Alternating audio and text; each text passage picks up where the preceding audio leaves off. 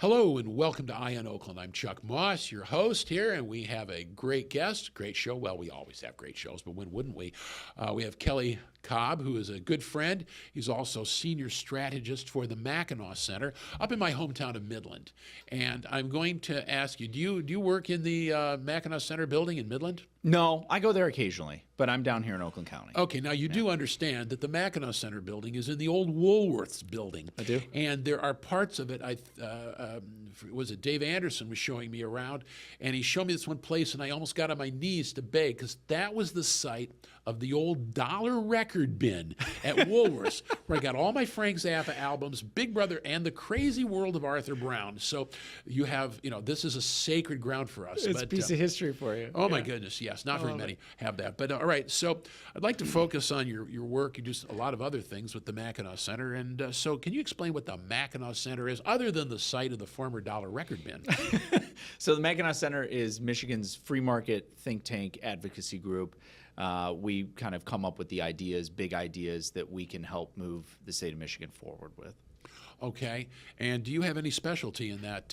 I do a bunch of different stuff, Chuck. You're a senior strategist. What is that? I mean, I help create some big projects that we might work on. I help do our radio show on WJR, and I help kind of advise where different aspects of Mackinac Center could grow. So I have my hand in a lot of different places, which is a lot of fun. And I've been taking on a lot more of a role in sort of the advocacy work, where we're trying to educate citizens a lot more directly now. And so it's a unique role, but it's a lot of fun. Well, educating citizens and educating lawmakers, which might even be more difficult, but there it is. I mean, I can tell you that. So now, a lot of Michigan policy here, and I'm going to focus on one thing kind of in going forward. There was an article in Crane's Business, and it was, copy right here, that basically we've had an almost catastrophic decline in the number of school children going to the schools. Yeah. And the article focused, for some reason, not for some reason, they've gotten moved over to, charters and homeschools. Yeah. But it's not that. It's the kids just aren't there. I see this as a wake-up call, or maybe even an emergency call, that the Whitmer years have been an era of stagnation, and we got to get Michigan moving again. So what is the Mackinac Center looking at that might get us jobs, dynamism, anything going in Michigan other than just this stagnation where we get left behind? Yeah, well, if you want to start with education, I mean, that's a huge problem. Oh, yes, let's. And not so much in Birmingham and Bloomfield, but... No, but it is everywhere. I mean, the reality is that every single child learns differently, right? And they have unique needs. And even if you're in Birmingham or Bloomfield and you have a kid with learning disabilities, the likelihood that your child has been failed in some way is strong. I mean, the federal government under a Democratic president, Joe Biden, says that the Michigan Department of Education failed children with learning disabilities and violated the Civil Rights Act. And Wait a minute, I did not hear about that. Yeah, really? Yes, and a whistleblower brought the challenge or the complaint to the federal government. The federal government says yes, the Department of Education in Michigan has failed children with learning disabilities. They're estimating that the average learning loss, it stemmed from COVID, when they couldn't figure out how to educate kids with learning disabilities at home. Wearing masks and online, which wasn't that great for kids who were not disabled. Exactly. And now they're saying the learning loss is probably a 10-year loss.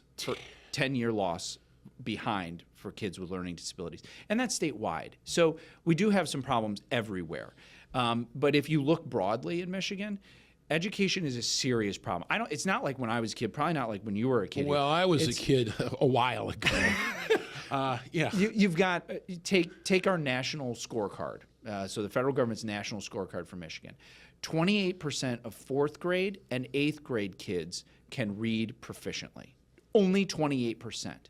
No, this is nationwide, though, right? This is just Michigan. Oh, this just is Michigan. National scorecard for Michigan. 28% of Michigan students in 4th and 8th grade can read proficiently.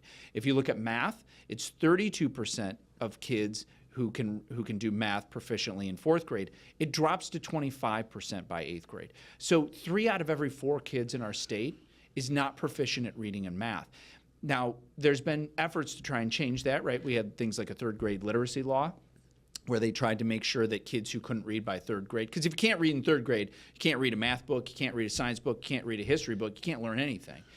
They tried to put in place a third grade reading law and give parents and school districts the option to hold back kids to make sure they could read before moving forward. It got scrapped under the Whitmer administration. We spend over the past decade, 27% more on per pupil spending per child in Michigan. Our test scores have dropped by 3% in reading and math and science. So we know that spending more money is not helping. The problem is we need structural reform. Well, here's the thing. I mean, the 75% of students who cannot do even basic math, they generally go on and serve in the legislature. Trust me. They do the appropriations. Don't get me started on that. But yeah, so they can add, they just can't subtract. Right. So, but the deal is that this has been a topic of discussion for generations. Yeah. Now, when we talk about the percentages, we will not name names. There are some areas where the schools are notoriously bad. Okay, we don't need to. I know that Birmingham. I was familiar with Birmingham. Always sort of prided itself on the programs it could offer for disabled students, because with the number of students generally kind of going down, they need to have sort of a market, as it were. And so offering disabled kids various disabilities. That became kind of a bread and butter. Is it that we have a few that are dragging everyone down, or is the general level sinking? The general level is sinking. It's it doesn't even matter really where you are in the state. We have problems in every district.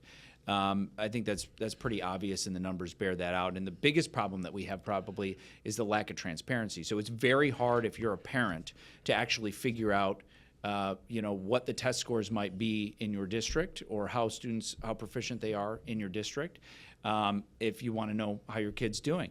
And we also now don't have curriculum transparency. The Michigan Supreme Court ruled last year that the curriculum that's set by a teacher is the property of the teacher, and confusingly, therefore, not the property of the government, and so it's not subject to FOIA requests. So if you're a parent now, it's really hard to figure out how the students in your district are doing, and it's really impossible almost to figure out what the curriculum is that your children are learning, whether they're learning reading with phonics or a different program, for example. So these are all problems, and when you give parents more empowerment and transparency, and you educate the parents, they can make better decisions because they know their child the best.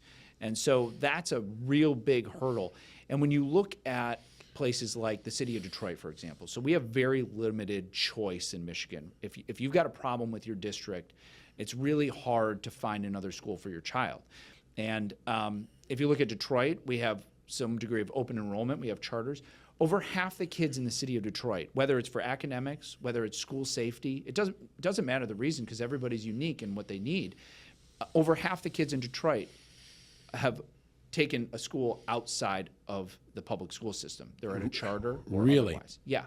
So we know that if you give people a little bit of choice, just a fringe, just charter schools, which are still types of public schools, people want to use that choice to make their children's lives better, and we need to lean into that. Well, I always thought that Dan Gilbert or whoever's running the show down there, as they're building Detroit back up and getting it going, that the next piece of the puzzle would be for him to start a charter school system, as he had it basically an alternative police force, so that it would be safe down there. Right. As you're bringing in all those new people, young people, Mr. Hipster and Miss Hipsterette, and they have little hipsterlings. At that point, they got to go move out to somewhere else to give their kids a good public education. But what if Gilbert and Bedrock suddenly started having schools, like they had essentially an alternative police force? I thought that'd be good, but he doesn't ask me for ideas. So. Yeah, I mean, the choice the choice statewide is lacking, right? And so we do have some charters in Detroit. A lot of them are great. Some perform at the public school level, and charters are still public schools at the end of the day. They tend to overperform generally, but they're all different. But if you look at choice in general, we're surrounded by Wisconsin, Indiana, and Ohio that all have robust school choice programs where you can send your kid to a private school. If your kid has a learning disability, you can get private therapy for your child, stuff like that. And they're all unique. Wisconsin was the first state to do it in the early 90s. Michigan has no choice program, and that's largely because our Constitution has effectively prohibited it. So we need to think about that, because we know that if Detroit is a good test case, that when given just a little bit of choice, even within a bigger public system with charters, parents want to take that choice. If the schools aren't doing well for their child, they want to take that choice, and we need to give them that choice. Well, in the end, the schools, the system belongs to the citizens. Absolutely. It doesn't belong to the employees that the citizens have hired. Absolutely. It's like your city government. The city commissioners in Birmingham, or the trustees, are hired hands, hired by the people, and the people are their bosses. But if they're not performing, I remember talking about this back when I was writing columns for the Detroit News in the early 1980s. It's his longevity here. It's a beautiful thing. I really didn't think that we would still be having this talk in 2025, but evidently so. Yeah. Well, ideas, school choice, that's basically the most important thing we can do.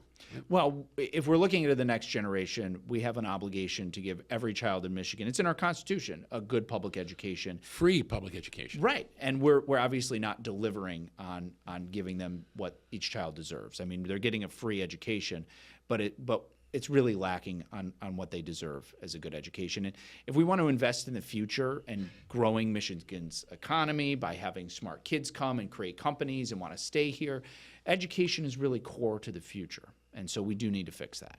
Well, I do know that, for instance, the city of Birmingham, once again, I keep picking on Birmingham. Why not? It's easy for you. I live there. So do you. Its values, it rests on three things. It's your downtown and your neighborhoods and the schools. And the schools have always been, when we first moved to Birmingham, it was for the schools. 1981 Birmingham, it wasn't like it is now. Yeah. So I'm just saying this is something we've been grappling at for a long time. So I'm going to switch a little gears. What can we do to get Michigan moving again? I personally think jobs. 100 years ago, people came here. They didn't come here for the climate. Yeah, they came here for jobs. What do we do to get Michigan moving again? Well, starting with the problem, like you said, we're 40th in the country for job growth. We used to be 30 years ago 16th in the country for per capita income. We're now about 40th, 39, 40, depending on the study you look at. So you're absolutely right. We're stagnant and we're declining. And the problem is multifold. One, we're losing population to states that are doing good pro-growth economic policy. If you look at how they structure their tax code, if you look at how they structure labor policy with things like right to work, where businesses are growing and then people come and they get more jobs and they get better pay as a result of it. We don't do that in Michigan.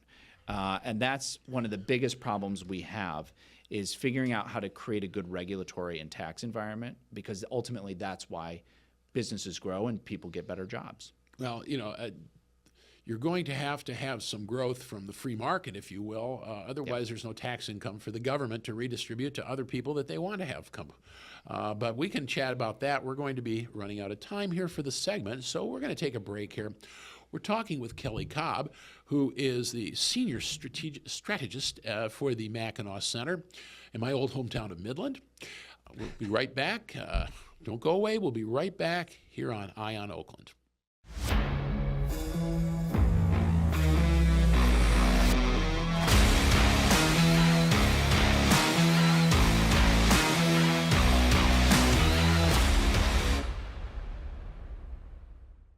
Hello and welcome to Eye on Oakland. Actually, welcome back.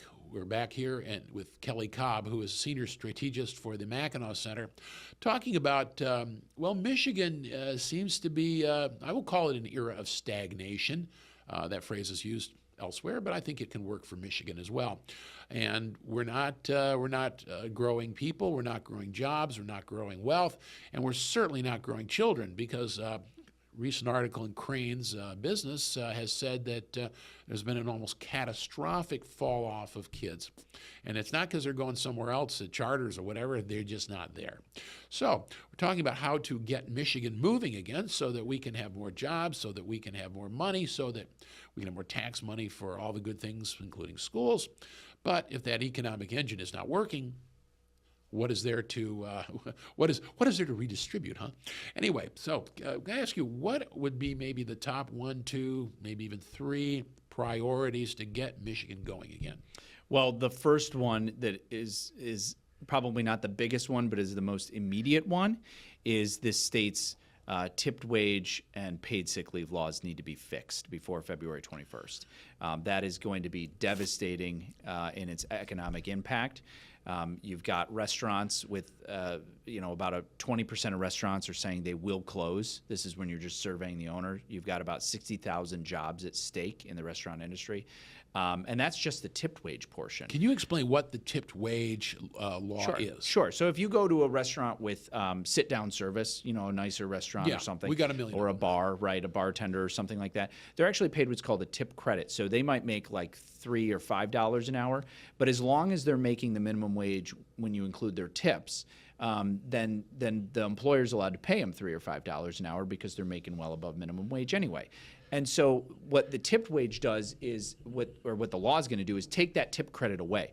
So what that does is multifold. One, bartenders, servers, and people in the restaurant business are very concerned that means that if you're a wait staff, that your tips are going to go down, because everybody knows now that you're getting a higher base pay, so they might not tip as much. That's actually borne out in a lot of other states that have done it. They know that this is true. In D.C., this was a huge problem. A lot of jobs lost, a few thousand jobs lost. So they know that that's true. They did this in D.C. Yeah, they've done it in a handful of places. And it worked, and it closed a lot of restaurants. It had a big impact in a lot of places. Because I was on the county commission. We used to go to D.C. for the National Association of Counties. Sure. And I, had a break there for doing some other things, and then I came back in 22, I believe, 21 and 22. It was a ghost town. It was like it was scary. Some of the places, like the Russia House, whatever. They were gone. Unbelievable. I remember that place. I'm not surprised it's gone. But across from the Kinkley Hilton. Yeah, exactly. I used to live there about 12 years ago. I haven't been back, but I've heard from friends that still live there that it is a ghost town. Unbelievable. It's very sad. And so is Lansing, by the way. But yeah, that's a whole other conversation. Yeah. But so the other problem on the tipped wage front is not just for the actual wait staff and the employees, but it's for the businesses. So if you've been paying somebody $5 an hour and now you have to pay them, say, $15 an hour, that's a huge increase in your labor costs. And the only way you can do that is if you fire people, raise your prices, and therefore raise consumer prices, or try to automate your system, and you're going to have a lot of iPads at tables type situation. So it's really devastating to the restaurant business, that tipped wage piece of that law. The other one that if you layer on top of it that's much bigger is the paid leave law. And effectively what it would do is it would require employers of all size employers in Michigan, doesn't matter the industry, this isn't just restaurants, manufacturing, retail, you name it, to give about 9 days of paid leave per year. Now, that's not a terrible idea because a lot of businesses already do it. The problem with it is that there's pieces of it that are unworkable. There's no small business exemption. So if you're a small business and someone just doesn't show up to work that day, it can be devastating. Imagine you're a small retailer, you got like 2 people that work for you, and they don't show up. You don't open, right? You don't open. You might not be able to bear the cost of 9 days of wages paid to your employee each year. You just can't do it. It's trade-offs. So in a lot of businesses, they opt to pay people a higher wage. And so if you are forced to pay people paid sick days, well, you might not give people a pay increase because you've got to make that trade-off based on the business's budget. So there's a lot of trade-offs there. And then the biggest problem with it, aside from the employer exemption, is the no-call, no-show policy. So the way that the Supreme Court wrote this law is that... Wait a minute, stop. Yeah. Wait a minute. The way the Supreme Court wrote this law? Yeah. So we're back to that stuff again. Yeah. So it's a long explanation. But the legislature didn't write it. No. In fact, the legislature did, and then the Supreme Court ruled that the way that the legislature wrote the law was unconstitutional. So the Supreme Court just effectively decided what the law was going to be instead. 5-4. Right. 5. Right. Lovely. So. But the other part of it is this no call, no show policy, where if you're an employer and an employee decides to take a paid sick day, they don't have to call you, notify you. In fact, you can be punished for even asking if they're sick. So how is an employer supposed to operate a business like that? If you have a restaurant and one of the servers doesn't show up and you can't really even ask, but you're going to have to pay them anyway, who's going to cover the tables, right? So now the burden falls on the other employees. So it's something that destroys workplace culture. It's something that destroys teamwork-focused businesses. It's something that destroys small businesses that can't bear the cost. So there's a way to keep paid sick leave in the law. I mean, the legislature adopted it back in 2018, but not in a way that's going to really devastate businesses across the entire state of Michigan. We need to fix those few pieces on that law. Well, as someone who, when I first got out of college, a long time ago, and I was going to law school, and I didn't get in, so for a year, what am I going to do? So I waited tables at Baker's Banquet Restaurant. I was one of those guys. That's what I did. It wasn't like a sideline. That's what I did. Yeah. So I kind of understand a little bit how that works. And what, that I could just not come to work, not show up? Yeah, I'd been fired, and still get paid for it. And if I had done that, all the other workers would have been really mad at me. Yeah, I mean, that's the thing, right? People get frustrated when you don't come to work, right? Yeah, I found that. I found that in a job, coming to work is really kind of basic. I mean, if you're sick, okay, and you call in, I've got a cold. They say, oh, stay away. But, okay, so the Whitmer era has been, to my mind, profoundly reactionary. They're trying to make it 1970s sort of climate, if you will. Big government, big labor, big companies, and that world is gone. That world is gone. And why are they? It's sort of like, do you understand? You're going to preside over the further deindustrialization of Michigan. Yeah, Don't they care? Well, I'm sure that they have. I like to believe that every policymaker has good intention, right, and is not malicious. But okay, that makes one of us. Not understanding basic economics is an adequate explanation if we need one. Well, right? there is that. So that's true, Chuck, and you can look at just how the state is operated, right? So we were just talking about comparing how people, before the break, how people are going to Florida. People from Michigan are going to Texas. We see this. I remember that in 1981. Yeah, and then the people from Texas came back here. Right. But in 2011, when we basically Republicans retook the governorship and the House and the Senate, they had the Senate before. We were flat on our butts. I mean, that was it. General Motors was bankrupt. Yeah. The economic model was busted. Yeah. And we had to start bringing in new jobs, not just live on the fat of the auto industry. Mm-hmm. And so we really did start to reform. And I guess Whitmer is trying to take us back to the future, if the future is a disco era. Yeah, I mean, it was signaled very quickly in the administration when you got rid of right to work in Michigan. It was a signal to the rest of the country that this was what the direction was going to be in Michigan. And it was a signal that we're not open for business. We're not open for business. We're not open for business here. And then you compare, the tax burdens in Michigan and various other states, it's baffling. And I'll give you an example. So part of the strategic plan of Whitmer's administration, in fact, during the lame duck session was really interesting. The governor was really not engaged. She just kept saying, I want these corporate subsidies approved. I want corporate subsidies approved. All the other hundreds of bills that the legislature is thinking about trying to squeeze through at the end of the year, that the last time the Democrats are going to have power, she's just asking for corporate subsidies. Here's the thing about corporate subsidies. They don't work. As Rick Snyder, Governor Snyder once said, if you got to tend to your garden before you go hunting, right? Corporate subsidies, the idea is you go pay a bunch of companies from out of state and lure them into Michigan.